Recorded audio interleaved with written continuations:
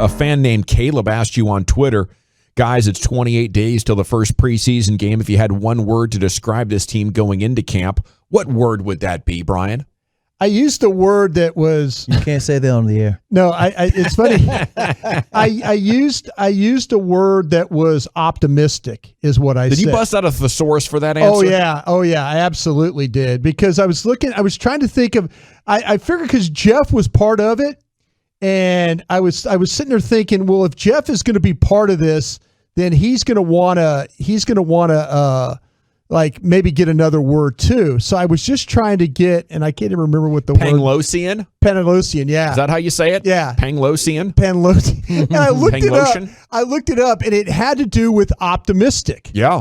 And I was sitting there thinking, well, Jeff's going to come up with a better word than me. So, and then Hellman was involved, and then Hellman got mad at me because I used, but yeah, it was, I tried to come up with a word that other than optimistic. Mm-hmm. And that's what it was. Yeah. 623 ask Broaddus, do you feel that Jabril Cox and Micah Parsons will take over the linebacker duty sooner than expected? I think that with Parsons it will be, probably because of what happens with Leighton Vander Esch. But we'll see with Cox. We'll be out there for those practices. I plan on watching a lot of those where he's dealing with tight ends, he's dealing with running backs.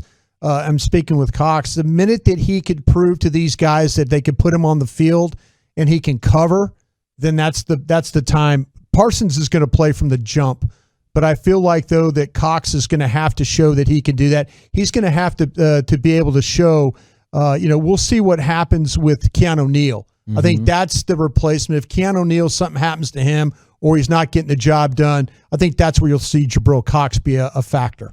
Is there any way he could play some safety? Jabril Cox?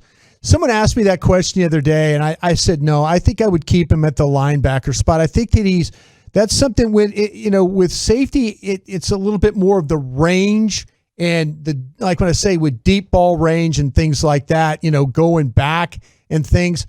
I think he's more of a forward player, underneath player, so I wouldn't put him at safety myself. 817, ask Bryan, what do you know about Mike McCarthy? You always say the Cowboys didn't do a good job on his hire.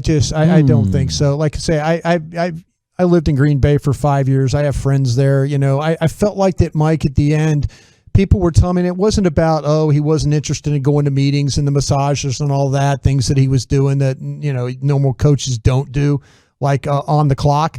But, there was not much creativity. There was not much hard work ethic, things like that. You have to have a coach that's breathing this, 24/7. And I don't think Mike McCarthy breathes it 24/7. Yeah, I'm with you, man. You got to be hungry. Yeah. Yep. You got to really want it. Like you got to prove something or fill something that's missing in your soul. And I think it's an unhealthy obsession, but that's what sports is. Ask B if there's any way Jalen Smith, Jalen can play a lot to raise his value and then be traded. Could there be value out there for Jalen with this linebacker glove? Yeah, I think there's too many people now. There's people that failed him. A lot of teams failed him on the physical, and they just won't circle back. So it's going to be a very, very small group, even though that he does line up and play. He doesn't miss games, but still people will say it's not worth the risk of them, and they'll move on. Kevin and Mesquite, I just want to know what Mike McCarthy did to Broaddus for Bryan to go off on a man so hard. No, I really Bryan's a hard worker. No, well, the thing about it is I'm tired of this football team not being talked about as a championship type team, and I hate to see that the players that they have, not all the players are great, but this team should be more competitive. 6-10 last year, I get it, pandemic, problems, but you had an opportunity to really put your mark on the team, and you didn't. You let everybody down. You let this team be 6-10. Yeah, it was injuries and stuff like that, but you didn't do anything to overcome. Yeah. You weren't a difference maker. That's all I ever wanted with a coach. Give me a coach that's a difference maker that I know when I spill my guts on it, that you're going to spill your guts on it too, and that's what this guy doesn't do. It's so lazy, and Garrett fell into the trap as well of just thinking, well, I'm a coach, I teach football, I do a good job at it. It's up to players to go out there and execute. The line between winners and losers is too thin for that. You have to maybe cheat or bust your ass or find something on film or have the Hall of Fame quarterback to break the tie. The ties are happening almost every time that you line up. As the coach, what can you do to give your team an advantage?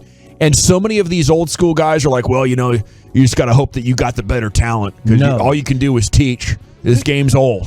This division last year was up for the taking to the very end, and you finished 6-10. You need to find a way to get the thing 2 more.